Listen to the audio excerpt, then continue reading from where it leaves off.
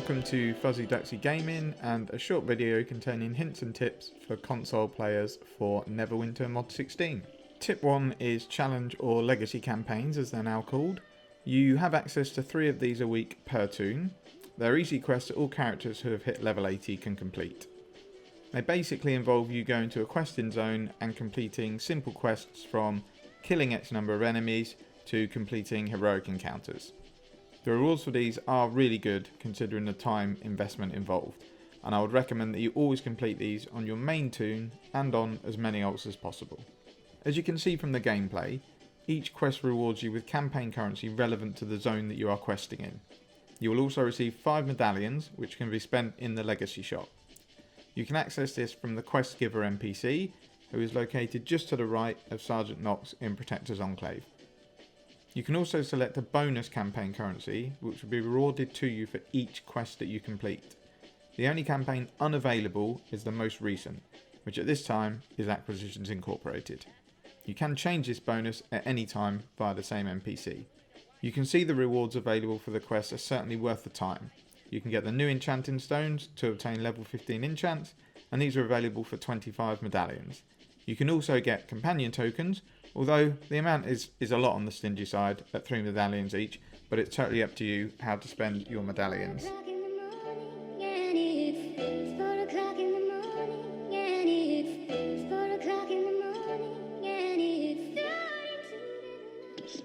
Number 2 is the exchange vendor.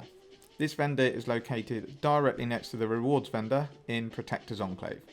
You can exchange various items here from Eldritch runestones, enchantments, armor enchantments and weapon enchantments. You can also exchange the now redundant mount insignias, which are Vigour and Leeching. Please be aware that all items other than mount insignias will be bound to your account when you exchange. This doesn't mean, however, that it's not a feature worth taking advantage of. I will certainly be exchanging my 2 to 3 stat enchants that has nosedived in the auction house for empowered runestones. These are probably the only runestones that you're going to be running at endgame, so does it matter if it's bound to account or not? You're not going to sell them. I may do the same with my Fey Touched weapon enchant, as it's about a third of the price of a Vorpal, but with the way Cryptic nerf and change things, I'm still on the fence about it. The way the exchanges work is that you receive a box with a choice enchantment in it. All enchantments can be used to exchange for a runestone, but only normal enchants can be exchanged like for like. What this means is that a single stat can only be exchanged for a single stat, a double for a double, a triple for a triple. The insignia boxes are really good, as you can pick any shape and type of insignia except for the ones that you can only purchase in the Zen store, such as Brutality and Initiative. What this means is that you're able to look at the auction house if you don't need the insignia for yourself, see what sells for the most, and trade that enchantment in.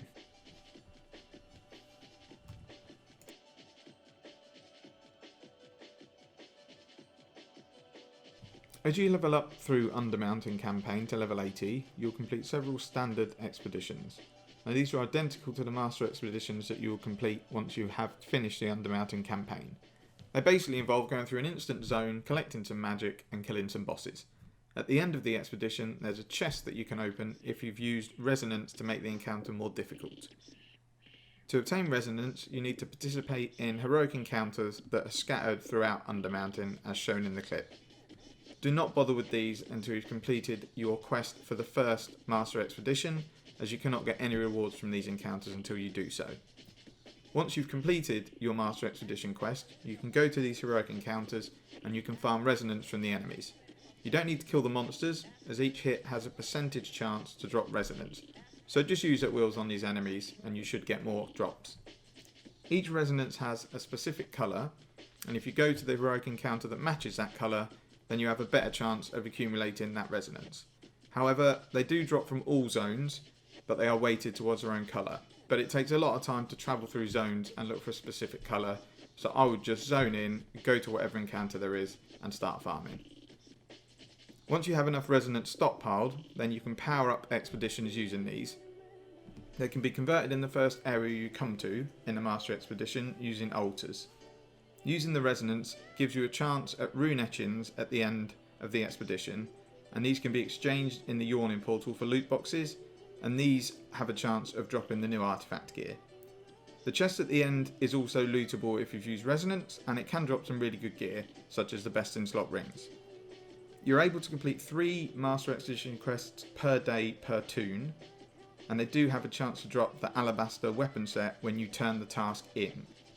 Now you are able to help others with their expeditions, and you can still loot the chest at the end if you use Resonance, but you can only get the weapons from these 3 quests that you get per day. It should really be a priority to complete your 3 quests each day, as this is going to be the best way to gear up to get ready for the new dungeon.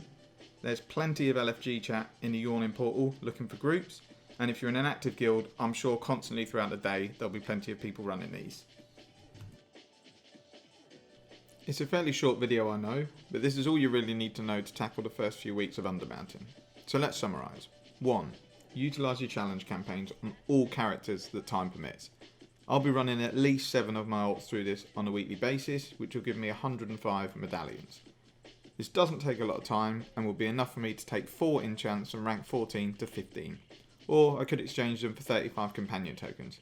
Even if your alts are really underpowered, group up with others and all the content is comfortable. Number 2, use the exchange vendor. Yes, it means buy an enchant, but it could cost millions to sell your current enchants and then buy best in slot when you take into account auction house cuts. If you know you will need and keep things such as Radiance or Empowered Runestones, then use the vendor. Ensure you exchange your insignias in where possible. Even if you don't need additional insignias, have a look at the market, see what sells for the most, exchange them in, post them on your auction house, make a tidy income. Third and finally, Master Expeditions. Your priority should be to get through the Undermounting campaign as quickly as you can. Not only does this unlock the Master Expeditions, but you also obtain 3 high-level companion gear items as part of Crest rewards, and they are far superior to the current companion gear in Mod 15. Do not worry about leveling elsewhere, you'll hit 80 way before you complete the campaign. Then group up with your guildies or pugs and complete your 3 empowered expeditions a day. If you stick at this and have a bit of RNG godluck on your side, then you'll be more than ready to tackle Lair of the Mad Mage when it's released. I do plan to release some more detailed videos surrounding companions, builds, Mad Mage and some trading, but I want to see how the game plays out for the first few weeks because it often differs greatly to when PC is released. I want to thank you for watching. I hope it helps as you venture into the Lair of the Mad Mage.